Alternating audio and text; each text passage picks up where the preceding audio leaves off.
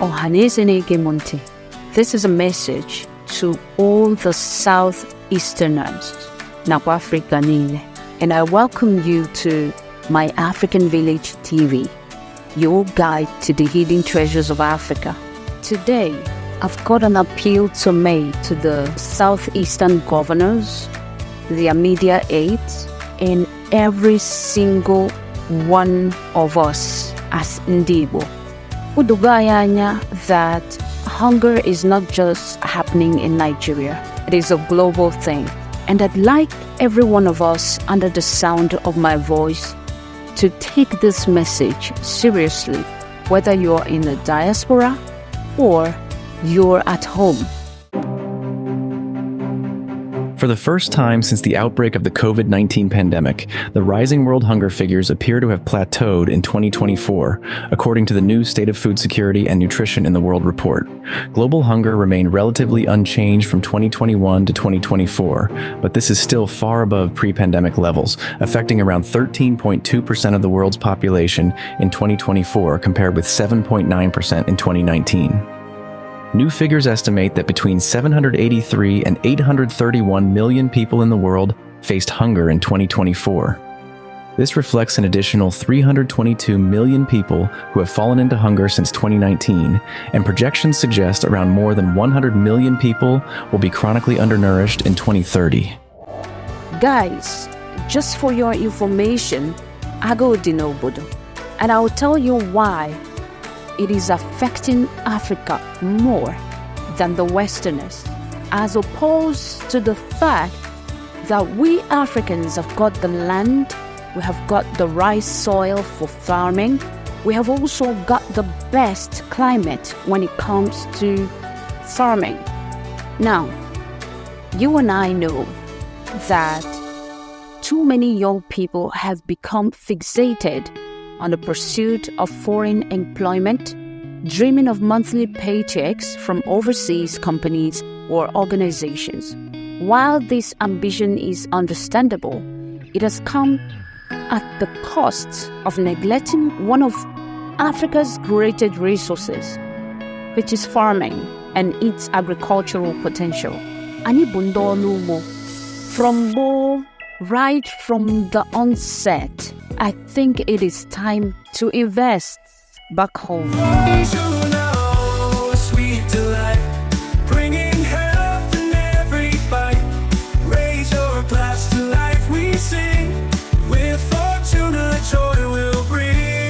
I am going to do a whole expose on the genetically modified nonsense, as I would always call it. The science is still inconclusive about GMOs. The U.S. Food and Drug Administration requires that foods be labeled as GMO or genetically modified. And obviously those won't be GMO foods. But a sneaky little way around this now is that food manufacturers are calling these genetically modified foods bioengineered. But we're starting to get evidence now in human beings that this could actually modify other genes in our bodies. Increased mortality, significant increase in the incidence of tumors or cancer. They gas the food, they color the food, they make the food look good, but when you eat it, ask yourself, 30, 40, 50 years ago, cancer was a Caucasian disease. We didn't have that. But today we lead in every type of cancer. It's because of malnutrition. We're getting bigger, fatter, dumber. Sorry. But that's real, because we don't know what to do with what comes from the earth naturally. At this point, it's important because some of our seeds are also going extinct. They are disappearing because we have the genetically modified thing flooding the farming market. You guys must be careful, because the moment you buy such seeds from the government or from anywhere, put it in the soil, you harvest your first harvest from it, you're not going to have any seed in the fruits or on the vegetables as nature and God had made it to be. So when you have such what are you going to do? Next farming season, you run to them again and buy another set of seedlings. And when you come to studying the effect of this genetically modified produce, you see a lot of things, a lot of diseases are linked to the genetically modified seeds. Like I said, I'm going to do a whole expose on that, and make sure you stay tuned to it. Okay, first of all, I'd like to give a vote of thanks to our dearest governor for partnering with our own, who is in Nasarawa State, by sending a chunk of farmers to him for training, and also for investing into Abia State agricultural pursuit. In the month of March into April that I traveled to Aba, I go Dinobodo. And I'm serious about this. Most of you can testify. Tell us in the comment section if you're in Nigeria and you're watching this movie, not a movie, and you're watching this video. Let us know in the comment section how much is a 4-liter, a penta of gari as we call it, in your area. 5 pieces of mango, tell us how much is it. What about a bag of rice? 50 kg bag of rice. Let me tell you, if you are in the diaspora and you're watching this video, I've said this over and over and I'll keep saying this. No one should disturb you about feeding. Give them money. If you're giving money to your people at home, emphasize on farming. Like I said earlier, I was going to make an appeal to the state government, especially in the southeastern region of Nigeria. Most of our brothers and sisters cannot have access to their farms, our grannies. And this is what we are known for. We cultivate. We are farmers by nature, by default. We don't know what you see today as money does not exist during the time of our forefathers. And when they wanted to introduce money, they used things of great value. Go check your history. Fortuna juice is the taste of paradise. I got a drink that'll make you feel alive. Sipping on Fortuna juice, it's gonna take you high. Tropical flavor in every single drop. When you taste it, you won't wanna stop.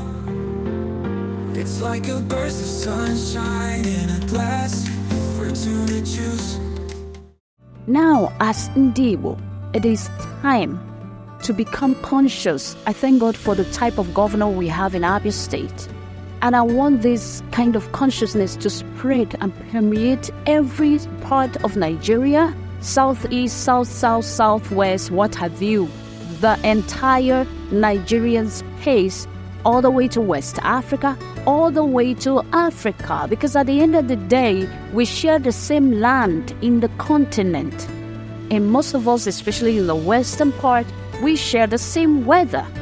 So it is of a vital importance that we don't let these hunger crises escalate or food insecurity.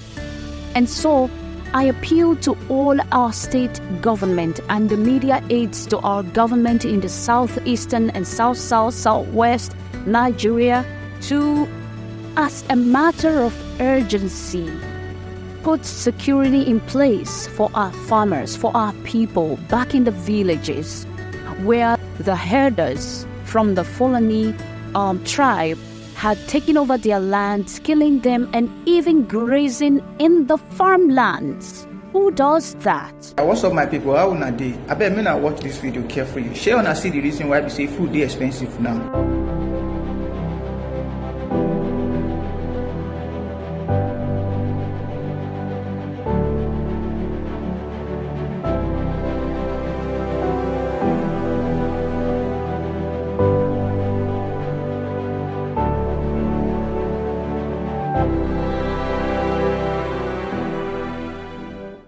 up until today, we are still struggling to pass the bill into law when it comes to do with open grazing.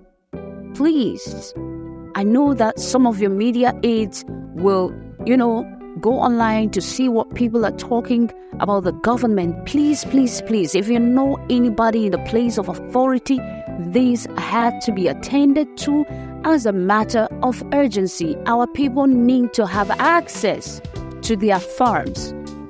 I'm saying this because I've helped a lot of people from the East to relocate to Benin Republic, and these people had been farmers in Ebonyi State, in Imo State, somewhere in Enugu State. This particular state had been plagued by heathers, and something had to be done. We cannot be in a world where God has given us every seed, every fruit, every vegetable, everything that you can think of to live life. I go everybody. I think we have to take this thing seriously. I grew up in a farming community. At a time when I was growing up, we don't buy gari in the market. People bring a basin of gari to you as a tribute. Nafasika Fabia Kene, because you came back home. Fruits, bunch of it, we don't buy it. Mangoes, odara, what have you. Today, those things can no longer be purchased if you don't have enough cash. So expensive that it has become a big deal. If you're in the farming industry, you know what I'm talking about. If you're in the agro-processing industry, you know what I'm saying. Europeans are here in Benin Republic farming pineapples, farming cassava, farming lots and lots of cash crops and everything you can think of. Farmable seeds, guys. And you can actually make a living from this.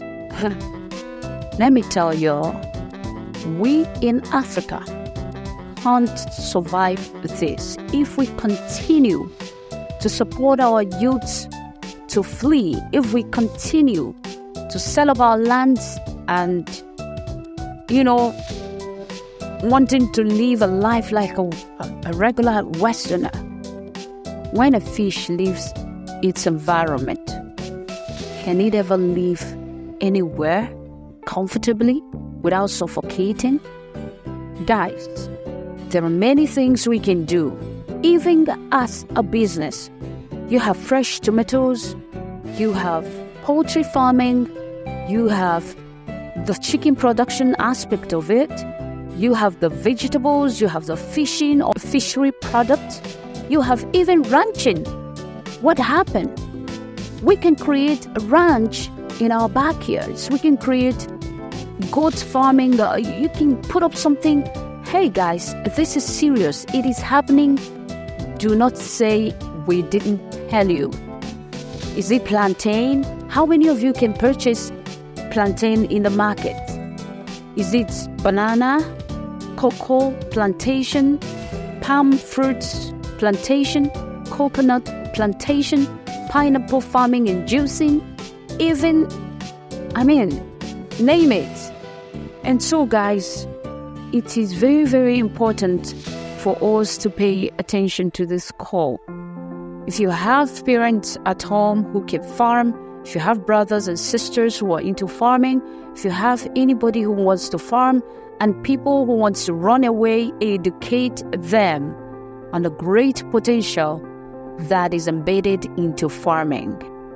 Please, go ahead, not just to farm what you will eat, but I farmed in this country till today. It has opened a certain type of door for me. There are certain things I cannot go to the market to say I want to buy. And I know these things are super expensive. I'm going to be wrapping this video up here. And I want us to also consider the dangers. And that's going to be my highlight for this video. The dangers that is emanating from this hunger crisis if we do nothing about it. And it's only one impending danger, and that is hunger to sickness to death. This video is becoming long. I'm wrapping up this video, guys, and biko onye ọbụla, go back to farming. If you're far away, sponsor people at home to farm. Agụ ama ngọkwa ndị Igbo, mana agụ adịgo n'obodo already. Let us do something to avert this hunger crisis hovering over our heads. Until I see you guys in my next video, aka bụkwa mmadụ unu, Splendor Ngozi. Ka anyị kparịkọtawa nkata na comment section. God bless you guys, and bye for now.